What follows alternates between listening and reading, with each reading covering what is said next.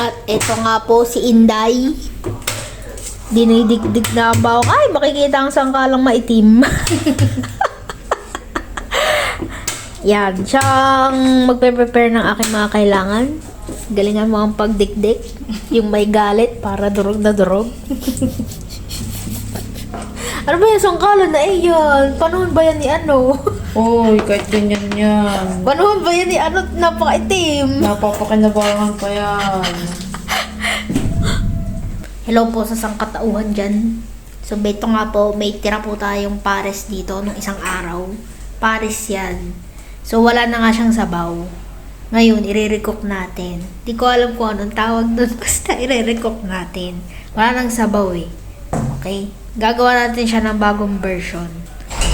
Pares to nung una. Ewan ko kung anong kalalabasan mamaya. Okay. Let's go.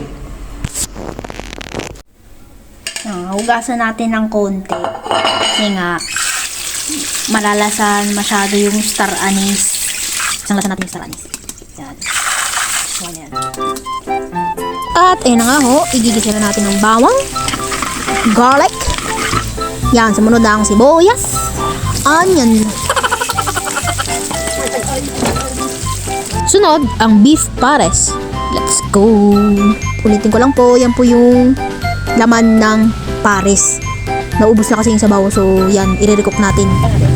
Isa nga palang tip para sa mga mahilig mag-adobo, at ito ay base lamang sa aking sariling pananaw sa pagluluto. Kapag nag-aadobo kayo, kunwari nagisa nyo na yung bawang, sibuyas, tapos yung, kunwari lagyan nyo yung paminta, ganyan, ay medium fire lang po ang gagamitin natin sa tuwing nagigisa tayo. Para mas kumatas yung kanyang lasa, yung lasa ng bawang, ng sibuyas, ng, kung may paminta man yan, o kung ano mang pampalasa ninyo, para mas kumatas siyang mabuti. Mas maganda kung medium fire. Yun po yung opinion ko lamang. Pero sa inyo pa rin ang masusunod. Kasi yung iba, mas ano talaga nila, mas prepare talaga nila yung medyo malakas na apoy para nga naman mabilis maluto. Lalo na kung nagmamadali ka. So ayan, kahit nga po malambot na yung beef pares natin, eh matagal ko pa rin siyang naigisa sa bawang at sibuyas. Saka ko siya nilagyan ng pampalasa nung talagang nakita kong nanuot na yung bawang at sibuyas. Nung nagmamantika na, yan, nilagyan ko na ng suka. Yan, halo-halo lang hanggang sa mawala na yung amoy ng suka. Sunod nga ng suka, inilagay ko na si Jennifer. Ay, charot. Toyo po, toyo. Toyo dato puti.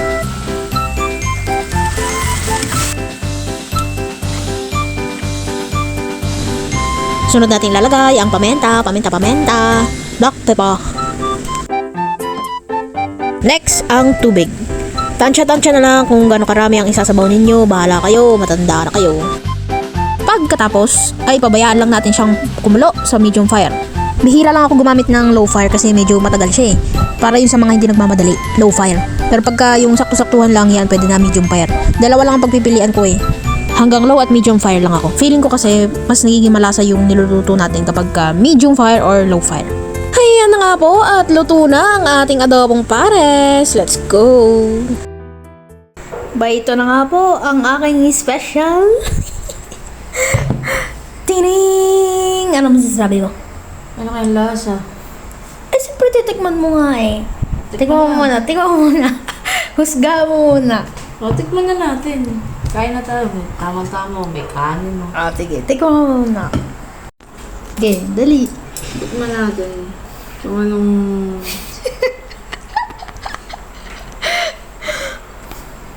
Ito ha. Hoy, tigim lang. Siyempre, Marunong magtigim na yan po. Kain na yan, di na yung tigim eh. sakto, di kang naghahapon.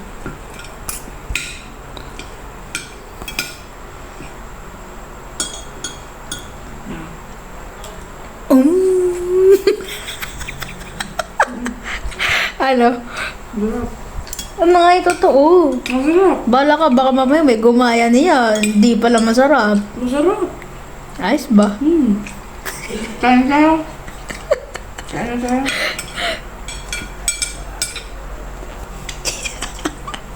Anong tawag sa lutong to? Ha? Anong tawag? Eh, nakita mo naman. Diba sa video, nakita mo naman. Mm. May bawang, sibuyas, paminta, suka, toyo, tubig. Oh.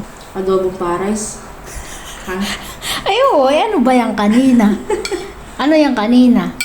Yung naman ng pares. Oh, pares. Oh, tapos nagkaroon siya ng chemical reaction kaya adobong pares na yan. Yan.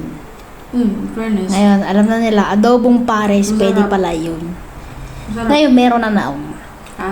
Meron na naon, adobong pares. Pwede na itinda. Adobong pares! Oo, adobong pares. Ah!